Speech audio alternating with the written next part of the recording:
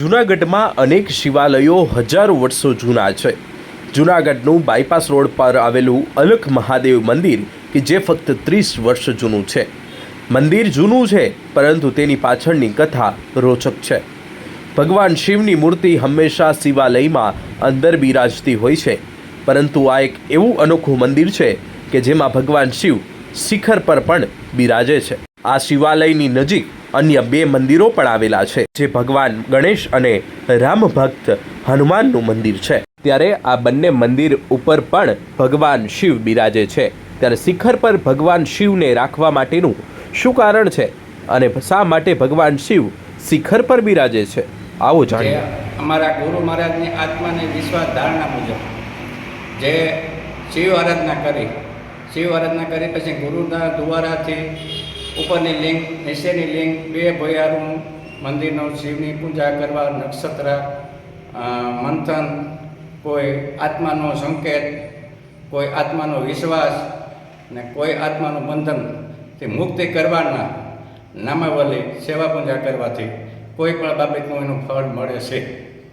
કોઈ આર્થિક પ્રવૃત્તિનું, આર્થિક કોઈ ભંડારનું, કોઈ દાતારી, કોઈ નિમિત્ત તરીકે કોઈ પણ અમારા ગુરુ દ્વારા સિવાયનું અમે ઓવરફ્લો કોઈ બાબતથી કોઈ કરતા નથી। સેવા પૂજા આવતર માણા નક્ષત્ર યોગ કરે, અભિષેક કરે, ઉઠવણું કરે, જે કંઈ કરે છે બ્રાહ્મણ દ્વારા કરે છે ને ગુરુના દ્વારાથી ઉપર એ શિવ છે, નીચે એ શિવ છે। 2 માળનું ભોયારું કરવા ખાતર આ એક આરાધનાની, વેદનાની, માણસની કલ્પના અને શાંતિ દેવા બાબત મૌખિક લિંગ દ્વારા બધી સેવા પૂજા મંદિરમાં આવી કરી શકે।